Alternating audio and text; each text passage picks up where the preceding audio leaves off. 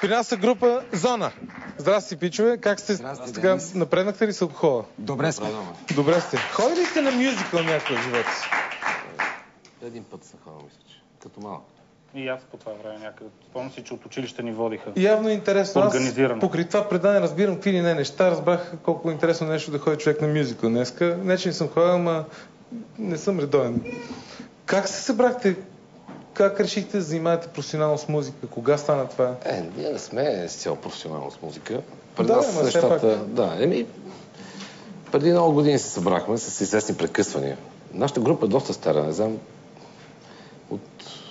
Няма значение. Да, от ученически Като години. ученици са направили те двамата Имаше групи. прекъсвания, даже аз си спомням Кървай, тук говорихме за него, Да. тогава за Готини години. универсиада на времето, си спомням, свирихме, имаше група Холера и други така нататък. Да, това бяха... банди, вас си спомням, вие бяхте колеги. Имаше много Огнен групи, звук, излизаха и така то в различни стилове едно време. Да, ние бяхме по-твърди тогава. Сега, между другото, пак и така, защото ние покрай преданието срещаме много нови хора при нас тук и се оказа, че има адски много групи. Ние имаме всяка поне 60 групи, има, които чакат да дойдат при нас да гостуват, което наистина е готино.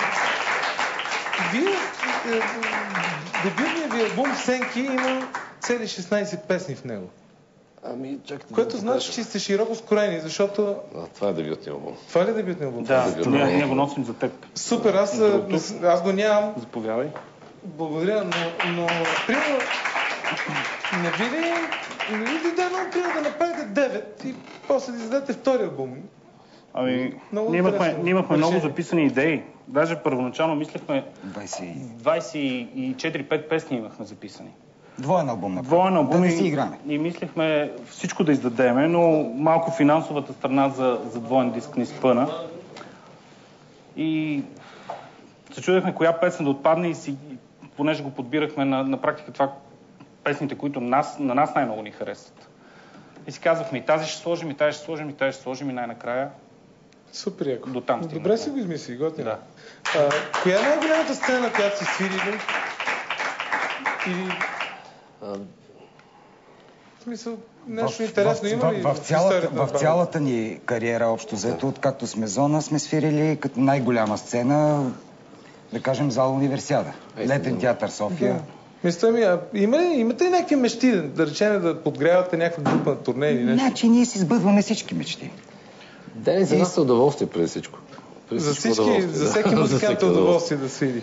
Значи, участвахме на Евровизия също. Това е много странно. Защо го направите? Беше майтап. Ами, искахме да ходим в Москва на екскурзия, обаче не успяхме. Просто не успяхме. Това обяснява. Между това е първото разумно обяснение на участник в Евровизия, което съм чувал в живота си. Вярвайте ми, аз познавам доста. Да.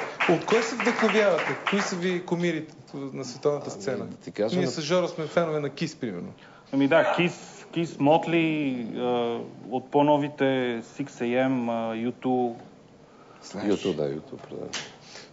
Значи в различен период от нашето творчество, от твърдо на по-леко и така нататък, мешавица да сме правили, различни групи са взимали някакъв приоритет. Аз преди много свирях на китара, отдавах си цял. Сега вече гледам изобщо пъщите свиране.